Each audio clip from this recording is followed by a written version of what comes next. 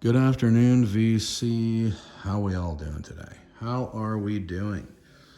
It's your Vicar of Vinyl back with you again. It's been a few days, 5. In fact, since my last video,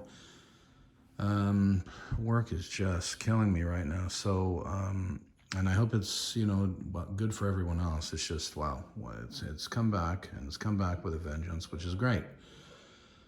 But it's not leaving me a lot of time for my true passion of music, but that's just the way things roll.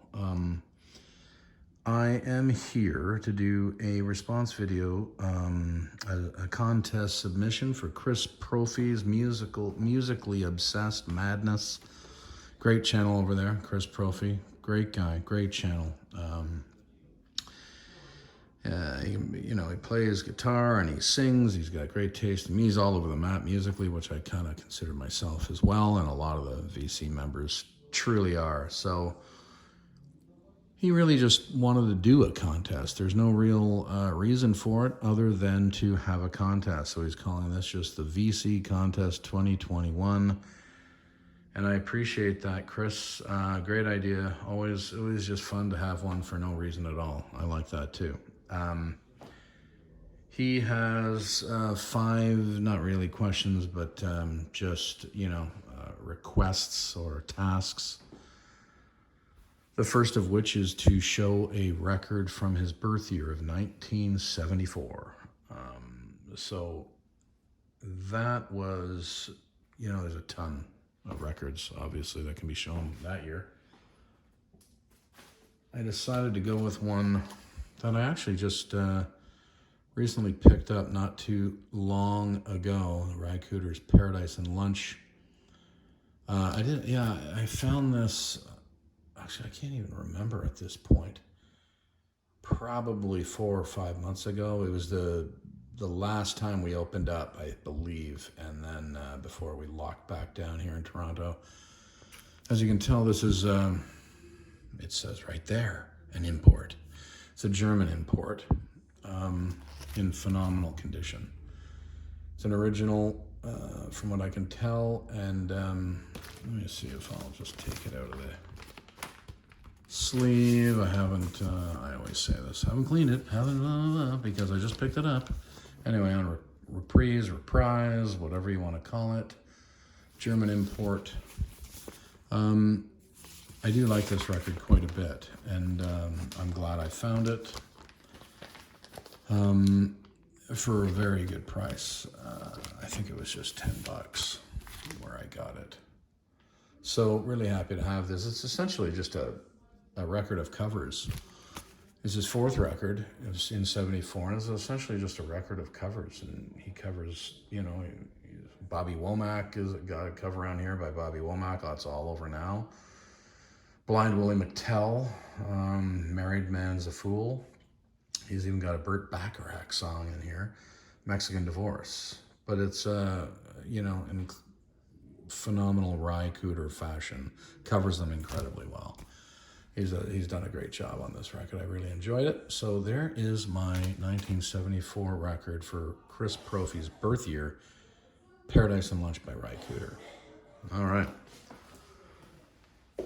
Where is Chris taking us now? Well, he's taking us to fast forward to 1988, which I guess is his, coming of age year in a way. He's turned 14 now. Music is a big part of his life, as it is for all of us. So he wanted us to show a record from 1988. Again, I could have gone many different directions. I decided to show Steve Earle's Copperhead Road. What can you say about this record? It's phenomenal. And it is the reason, it's Canadian pressing, it is a reason on Uni. It is the reason I got into Steve Earle in the first place. So, as did, I'm sure, the reason a lot of people did. There's the back cover of Copperhead Road. Just a phenomenal record. Top to bottom, front to back, put Steve on the map. Brought his style of country to the masses, and I'm certainly glad he did. What a fantastic record. Copperhead Road, 1988. Okay. Now, the next question, not really a question, but the next thing he wants us to show are 3 important records to each of us. I mean, man, how do you, there's there's a lot to that, but I decided to, because of where I was in my youth and what mattered to me as a youngster. He went to that 14-year-old, and I kind of decided, okay, I'm going to go back and choose. I ended up choosing 4. I ended up, choose 4 records that were really important to me. And the reason I guess I chose these records is, being a drummer, obsessed with percussion my whole life, and drummers, and music in general, but drummers have been my fascination and my driving force musically. So I decided to show 4 records that were incredibly important to me as a very young guy, first picking up sticks. Now, I first picked them up when I was 9, but I'm not going back then. It's a general time period. Okay. I've shown this before. I'm showing it again. This is truly the first record to ever blow my head off as a kid. I was 10 years old when I first heard Rush. First really heard Rush.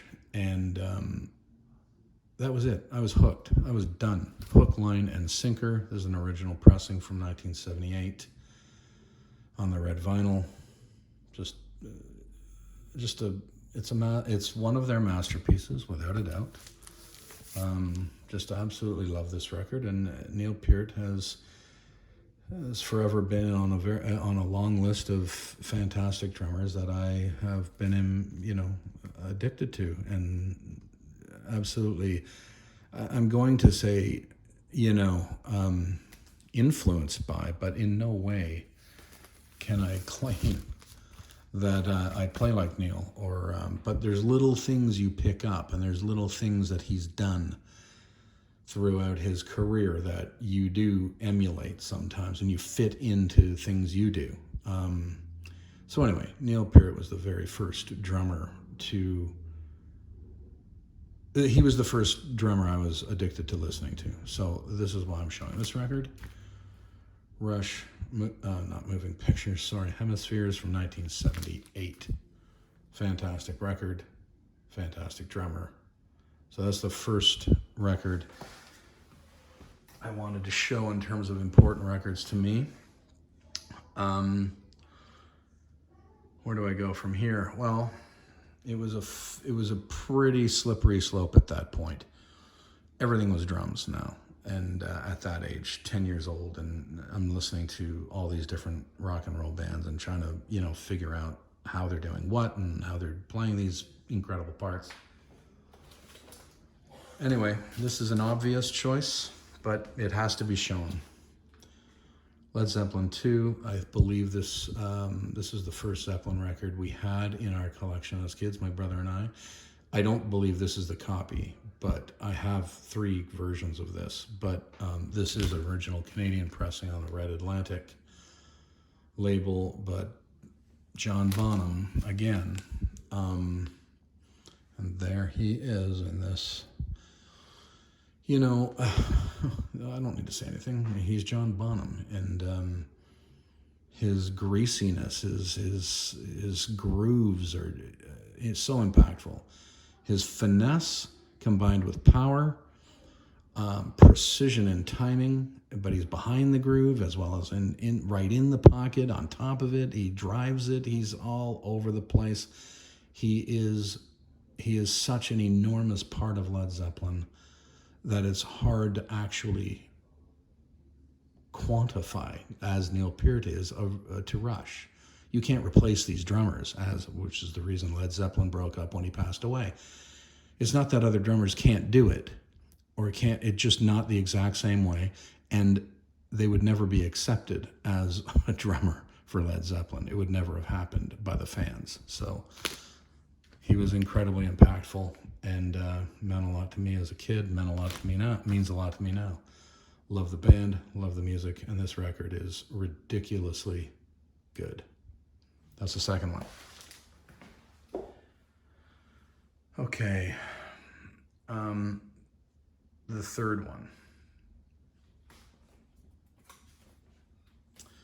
Now, at this point, you know, I'm a prog head as a kid, and the next prog band I think I was into after Rush was Yes, and Bill Bruford as their drummer. Not at the time I got into them. He was well past that, but, you know, Yes was the next band I was into as a prog fan, and Bill Bruford's drumming is absolutely ridiculously good. And he was, again, a big influence, and I loved listening to him. His phrasing is, I don't know how to explain it all. I'm not good with words that way, but he was brilliant. And it got me into King Crimson, of course, and I became a big King Crimson fan because Bill Bruford was in Crimson. But anyway, there is the third of impactful records to me as a kid, or just, yeah, important records, period. The Yes album from 1971. And the last record I wanted to show, because it's not just all rock, it wasn't just all rock and roll and prog. I guess I was in grade 7 when I heard this record. Or sorry, when I first heard Message in a Bottle. But the Police, Regatta de Blanc, Stuart Copeland, just a powerhouse drummer. Fused, reggae with rock, fused reggae into ska rock, whatever he was doing. It wasn't reggae drumming. It was a combination of things, but incredibly powerful. His offbeats and his timing was stupendous, and his power was, holy smokes. You watch that guy play live.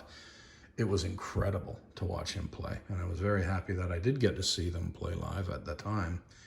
In 1982, in August of 82 in Toronto, called the Police Picnic, but another incredibly impactful record because of an incredibly impactful drummer in Stuart Copeland. That is the fourth one I'll show. I can go on, but I'm not going to bother going on at this point because I think 4 is plenty to get a sense of why these records were important to me and to many other people. But to me as a kid, these records were important to me because of the drummers that were on them. All right, enough of that. So now Chris wants us to show our inner and outer sleeves. Embarrassed to say, the outers are just generic. I just buy them, and I think this is a 100-pack. I'm pretty sure it is. There's no name on these. I have a record store there's 2 different record stores I buy them at, and I just go in and I ask for them. I think they're 12.75 in width, and they're great. They do the job. I don't need fancy outer sleeves. I need fancy inner sleeves, and that's where I'm going next. As many of you use, I just go with the MoFi original master sleeves. You can buy the cheaper replicas and copies, but copycat versions. But I just buy these. They're at the local store. They do an amazing job. I love them, and they protect the record beautifully. So that's my outer and inner sleeves. And the last thing he wants us to talk about is how long have we been members of or in the VC? Let's just say in the VC, because there's no official membership. I didn't have to pay anything to get into the club, but there's no initiation that I'm aware of. April 13th of this year, I just started, just over 3 months in. I think I'm at 66 subscribers, and I'm slowly building. And hopefully we'll get to the 100 mark soon. But Chris, thanks for putting this contest on. And I'm loving putting it together. I love thinking about little things like important records to me and why they're important. So loved putting this one on, and thank you for putting this one on, and I love doing it. Vicar of Vinyl is going to enjoy his Saturday. See you soon, VC.